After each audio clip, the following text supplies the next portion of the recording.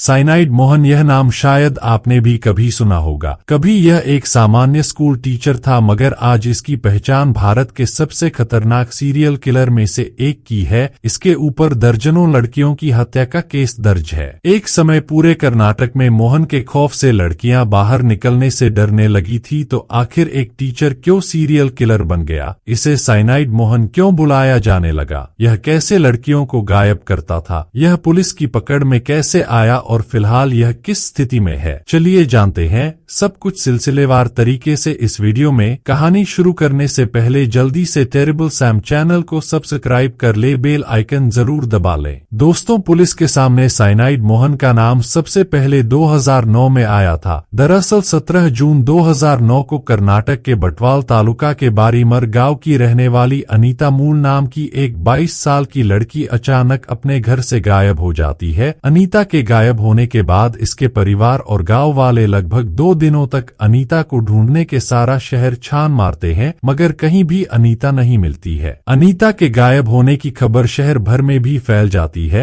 गायब हुई लड़की अनीता का बारीमर गांव कर्नाटक के दक्षिण कन्नड़ा जिले के अंतर्गत आता था। यह इलाका उन दिनों सांप्रदायिक तनाव का केंद्र बना हुआ था। जब लड़की के गायब होने की खबर आती है तो कहा जाने लगता है कि लड़की के गायब होने का कारण कथित लव जिहाद हो सकता है। इस कारण बहुत सारे धार्मिक संगठन सड़कों पर उतर आते हैं और प्रशासन पर जल्द से जल्द लड़की को ढूंढने का दबाव बनाने लगते हैं। मामले की गंभीरता को समझते हुए जल्द ही अनीता को ढूंढने के लिए तत्कालीन सर्कल इंस्पेक्टर नांजुंडेश्वरा नेतृत्व में हाई लेवल की टीम बनाई जाती है। फिर पुलिस वालों की कई टीम अनीता को ढूंढने के लिए निकल जाती है। सर्च ऑपरेशन के दौरान अनीता के गांव से लगभग 160 किलोमीटर की दूरी पर स्थित हसन शहर के इंटरसिटी बस स्टैंड के लेडीज टॉयलेट से अनीता का शव मिल जाता है। अनीता के शरीर पर किसी तरह के चोट का निशान नहीं था, मगर उसके मुंह से झाग निकल रहा था। देखकर लग रहा था कि अनीता ने शायद कोई जहरीला पदार्थ खाकर कर ली है। पुलिस वाले शव को कब्जे में लेकर पोस्टमार्टम के लिए भेज देते हैं। पोस्टमार्टम रिपोर्ट में अनीता के शरीर में साइनाइड पाए जाने की पुष्टि होती है। जब पोस्टमार्टम रिपोर्ट से खुलासा होता है कि अनीता ने जहर खाकर आत्महत्या की है, तो एक सवाल उठने लगता है कि अगर अनीता को आत्महत्या ही करनी थी तो वह भला अपने घर से 160 किलोमीटर दूर जाकर एक पब्लिक टॉयलेट में जहर क्यों खाएगी? इसी बात का पता लगाने के लिए पुलिस मामले की गहराई से जांच करने का फैसला करती है और सबसे पहले अनीता द्वारा इस्तेमाल किए जाने वाले फोन और अनीता के घर पर लगे लैंडलाइन फोन को कब्जे में लेकर जांच शुरू की जाती है। जांच पड़ताल के दौरान पुलिस को अनीता के सेलफोन से एक नंबर मिलता है जिससे अनीता को काफी कॉल किया गया था। जांच में पता चलता है कि यह नंबर अनीता के गांव से कुछ दूरी पर स्थित मधीकेरी में रहने वाले श्रीधर नाम के एक व्यक्ति के नाम पर दर्ज है। अनीता की मौत से श्रीधर का कोई कनेक्शन है या नहीं, इस बात का पता लगाने के लिए पुलिस वाले अब श्रीधर के घर पर जाते हैं, मगर यहाँ आकर पुलिस वालों को एक हैरान कर देने वाली जानकारी मिलती है। दरअसल श्रीधर बताता है कि यह सिम वह नहीं बल्कि उसकी बहन कावेरी यूज कर रही थी। अब पुलिस वाले पूछते हैं कि जब इस सिम का इस्तेमाल अगर कावेरी करती है तो वह अब कहाँ है? जवाब में श्रीधर बताता है कि कावेरी 17 मार्च 2009 से ही गायब है। पुलिस वाले कावेरी के गायब होने की भी छानबीन करने लगते हैं। अब कावेरी द्वारा इस्तेमाल किए जाने वाले पर्सनल फोन की कॉल डिटेल्स भी निकाली जाती हैं। जांच में सामने आता है कि कावेरी को अननोन नंबर से काफी ज्यादा कॉल आता था और उन पर अक्सर काफी देर बातें भी होती थी।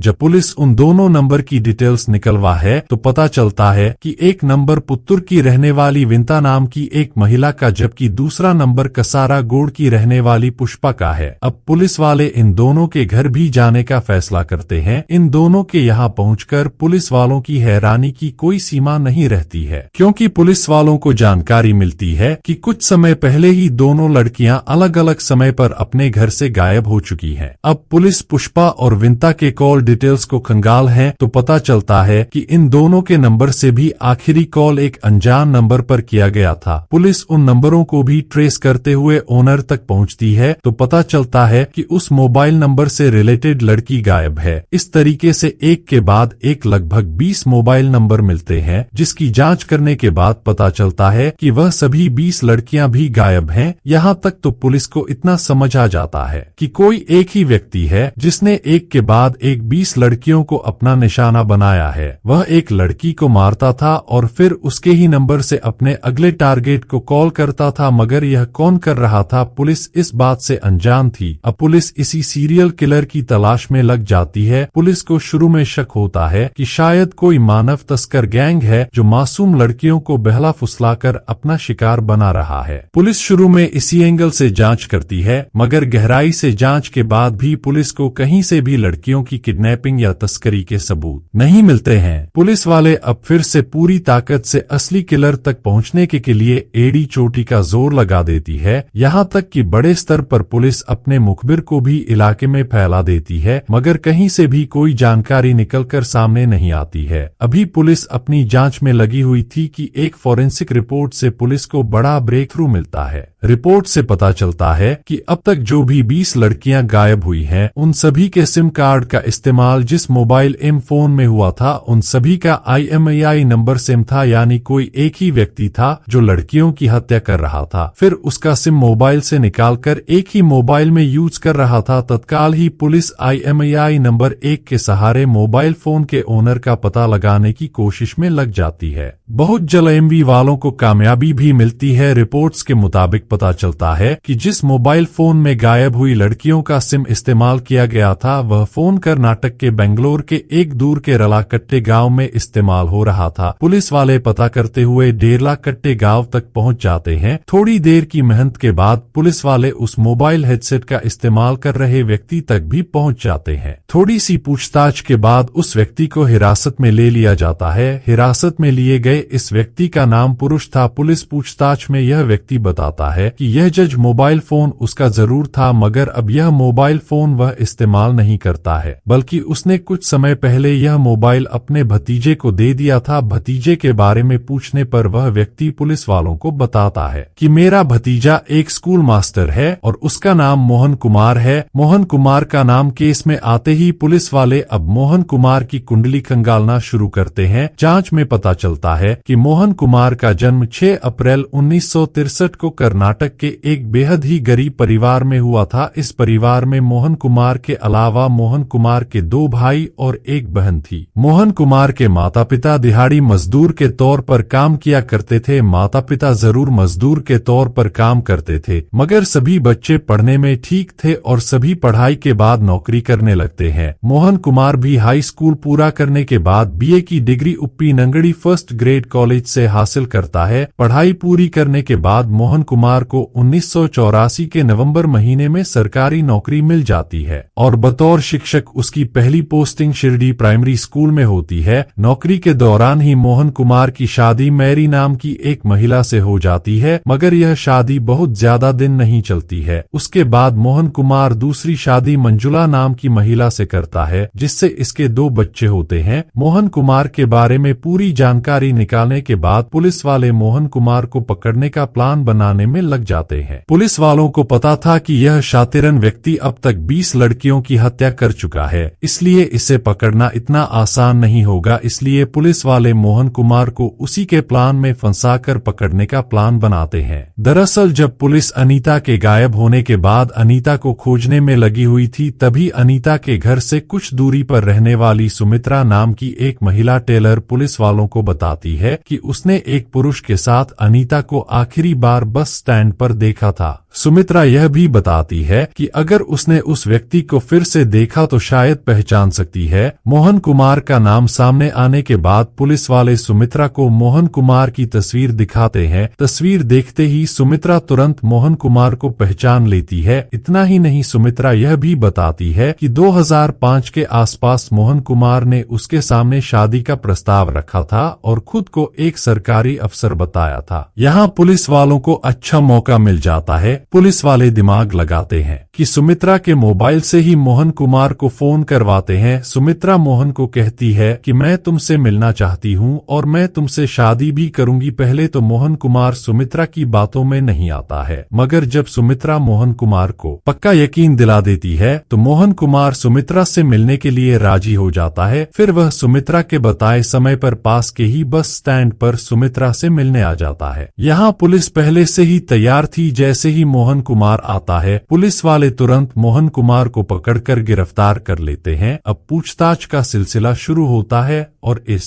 पूछताछ में मोहन कुमार एक के बाद एक सभी लड़कियों की हत्या की बात कबूल कर लेता है। लड़कियों की हत्या की बात कबूल कर लेता है। हत्या के पीछे की वजह पूछने पर मोहन कुमार बताता है कि दरअसल वह अपने आसपास की ऐसी लड़कियों के बारे में पता लगाता था जिनकी उम्र ज्यादा हो गई है और उनकी शादी नहीं हो रही है। फिर उन लड़कियों से मोहन कुमार अलग अलग नाम से मिला करता था और पहले दोस्ती करता था, फिर लड़कियों को मुफ्त में शादी का सपना दिखाता था। लड़कियां शादी से इनकार ना करें, इसलिए मोहन पहले बातों ही एम बातों में लड़कियों की जाति पूछ लेता था और फिर अपने आप को भी उसी जाति का बताता था, क्योंकि मोहन कुमार लड़कियों के सामने खुद को बड़ा सरकारी अधिकारी बताता था और खुद को दहेज विरोधी भी बताता था। इसलिए MBVC लड़कियां अक्सर मोहन कुमार की बातों में आ जाती थी और फिर मोहन कुमार उन लड़कियों को कहता था कि घर में तुम्हारी जो भी ज्वेलरी है उन्हें लेकर आ जाओ और फिर हम शादी कर लेंगे। मोहन कुमार के झांसे में आकर लड़कियां घर से ज्वेलरी लेकर मोहन कुमार के साथ चली आती थी। मोहन कुमार अक्सर MLB लड़कियों को उनके घर से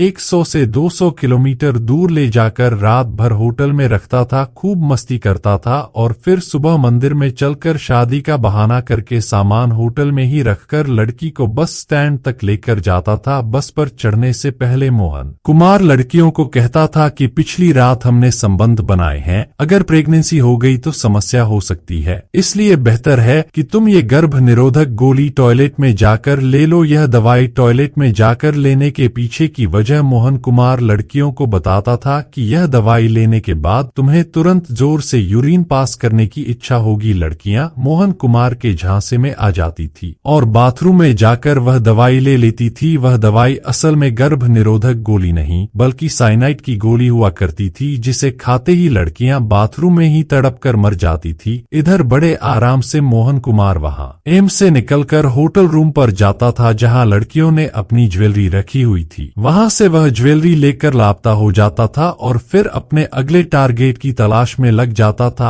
अक्सर मोहन कुमार लड़कियों को घर से काफी दूर ले जाकर मारता था, इसलिए जब स्थानीय पुलिस वालों को बाथरूम में या अनजान जगह पर एक लड़की की लाश मिलती थी तो उसे कब्जे में लेकर एक सामान्य केस दर्ज कर लिया जाता था। जब कोई भी व्यक्ति लड़की के लाश को लेने नहीं आता था या कोई मिसिंग रिपोर्ट दर्ज नहीं होती थी तो अज्ञात लाश बताकर लड़की का अंतिम संस्कार कर दिया जाता था। पुलिस को जांच में यह भी पता चलता है कि मोहन कुमार ने सबसे छिपाकर एक तीसरी शादी भी की हुई थी। इस तीसरी पत्नी का नाम श्रीदेवी था। मोहन कुमार की गिरफ्तारी के बाद पुलिस को तीसरी पत्नी श्रीदेवी के घर से बड़ी मात्रा में साइनाइड पाउडर भी मिलता है। इस घर से मारी गई लड़कियों से चुराया गया काफी गहना भी बरामद होता है। यह साइनाइड पाउडर मोहन कुमार तक कहां से आता था, इस बात का पता लगाने के लिए जब पुलिस मोहन कुमार से पूछताछ करती है तो मोहन कुमार बताता है कि एक गरीब दोस्त के जरिए उसे पता चलता है कि साइनाइड का इस्तेमाल सोने की ज्वेलरी को साफ करने में इस्तेमाल होता है। इसलिए जब वह लड़कियों को मारने का प्लान बनाता है तो पहले वह मार्केट में खुद को गोल्ड का बिजनेसमैन बताता है और सोने को साफ करने के बहाने से साइनाइड खरीद कर लाता है। फिर इन्हीं साइनाइड को साजिश के तहत लड़कियों को खिलाकर उन्हें घर से बड़ी मात्रा में साइनाइड बरामद होने और लड़कियों को मारने के लिए साइनाइड का इस्तेमाल करने की वजह से ही अखबारों में मोहन कुमार का नाम साइनाइड मोहन लिखा जाने लगा और यह बेरहम सीरियल किलर साइनाइड मोहन के नाम से मशहूर हो गया। 2009 में गिरफ्तारी के बाद मोहन कुमार पर अनीता समेत कई लड़कियों की हत्या करने का मामला दर्ज किया जाता है और मामले की सुनवाई एक स्थानीय अदालत में शुरू होती है। यहाँ मोहन कुमार को 2013 में मौत की सजा सुनाई जाती है। आगे सुनवाई होने पर 2017 में कर्नाटक हाई कोर्ट द्वारा मोहन कुमार को मिली मौत की सजा को बदलकर उम्र कैद में बदल दिया जाता है। पुलिस रिकॉर्ड्स के मुताबिक मोहन कुमार ने कम से कम 20 लड़कियों की हत्या की है, मगर माना जाता है कि पीड़ित लड़कियों की संख्या इससे भी कहीं ज्यादा है। पुलिस रिकॉर्ड्स के मुताबिक मोहन कुमार ने पहली हत्या 2004 में की थी। 2005 में वह 3 महिलाओं को अपना शिकार बना आता है। 2006 में शिकार बनी लड़कियों की संख्या 4 थी। इसी तरह 2007 में यह 3, 2008 में 2 और 2009 में सबसे ज्यादा 9 लड़कियों को अपना शिकार बनाता है, जिसमें एक लड़की अनीता भी थी। फिलहाल मोहन कुमार की बात करें तो वह कर्नाटक के बेलगावी के हिंदलका सेंट्रल जेल में बंद है। दोस्तों, मोहन कुमार को जो सजा मिलनी थी वह तो अदालत से मिल गई। आप उस सजा से संतुष्ट हैं या नहीं, कमेंट बॉक्स में जरूर बताएं। अगर आपको हमारी मेहनत पसंद आई हो तो इस वीडियो को लाइक करते हुए शेयर भी करें। क्राइम की दुनिया से जुड़ी ऐसी ही सच्ची कहानियों के लिए टेरिबल सैम चैनल को सब्सक्राइब कर बेल आइकन जरूर दबाएं। धन्यवाद।